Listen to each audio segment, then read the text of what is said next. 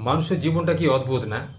যখন মানুষ বেঁচে আছে তখন কিন্তু তার নাম কেউ ভালো করে উচ্চারণ করে না, বা আত্মীয় সংঘর্ষ, বন্ধু বান্ধবের মধ্যে লড়াই, নিজের মনের সঙ্গে নিজের মনের লড়াই, প্রতিবেশীর সঙ্গে লড়াই, অফিসে কাজের জায়গায় লড়াই, বিভিন্ন ক্ষেত্রে জীবনে ঘাত প্রতিঘাতের মাধ্যমে মানুষকে জীবনটা অতিবাহিত করতে হয়। তখন মানুষের কাছে মানুষ বলে মানুষ পরিচিত হয়। কিন্তু পৃথিবী থেকে চলে যাওয়ার পরে, অর্থাৎ মৃত্যুর পরে, আমরা সবার কাছে কিন্তু একটা লাশ, ডেড বডি। সেখানে মানুষ নাম উচ্চারণ করে না। এইটাই তো মানুষের পরিচয়। মানুষ শুধুমাত্র স্বার্থের জন্য আপনাকে ভালোবাসবে। এই পৃথিবীটা শুধু স্বার্থের জন্য।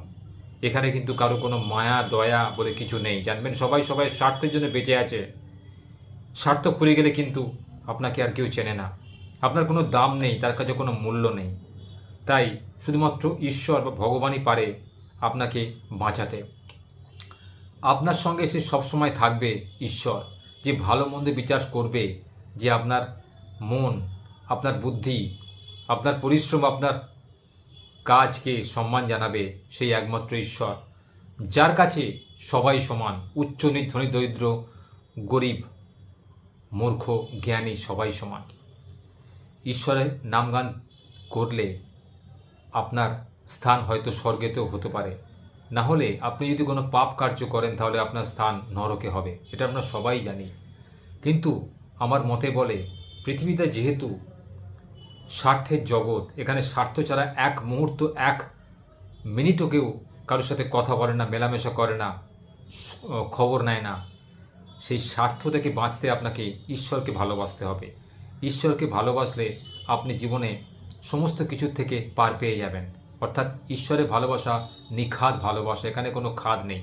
আপনি ঈশ্বরকে যদি মন প্রাণ দিয়ে ডাকতে পারেন, দেখবেন আপনার জীবন অনেক সমস্যা দূর হয়ে গেছে। আপনার কোনো বন্ধুবান্ধবের প্রয়োজন নেই। আপনি পৃথিবীতে একা এসছেন, একাই যাবেন, কিন্তু সঙ্গে ঈশ্বরকে রাখুন। ঈশ্বর সেই পরম সত্য, পরম ব্রহ্ম, যে আপনাকে অন্ধকারেতেও রাস্তা দেখাবে। হয়তো আপনার কোনো পরিচিত বা নিকট বন্ধু আপনাকে বিপদে ফেলে চলে যাবে, কিন্তু ঈশ্বরকে স্মরণ করলে আপনি সেই বিপদ থেকে নিজেকে বের করে আনতে পারবেন। জীবনে অনেক কঠিন থেকে কঠিন পরিস্থিতির সৃষ্টি যদি পড়ে থাকেন, তাহলে অবশ্যই ঈশ্বরের ধ্যান করুন, ঈশ্বরকে ডাকুন। দেখবেন তিনি আপনাকে উতরে দেবেন, সমস্ত কাজে আপনি সফলতা পাবেন। তো পৃথিবী থেকে চলে যাওয়ার আগে ঈশ্বরকে ডাকুন, ঈশ্বরকে ডাকুন। বন্য প্রাণী প্রতি সম্মান দেখান, তাদের ভালোবাসুন, মাছ মাংস খাওয়া ছেড়ে দিন।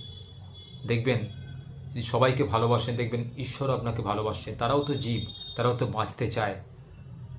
তাই নিজে বাঁচুন, অপরকে বাঁচতে দিন।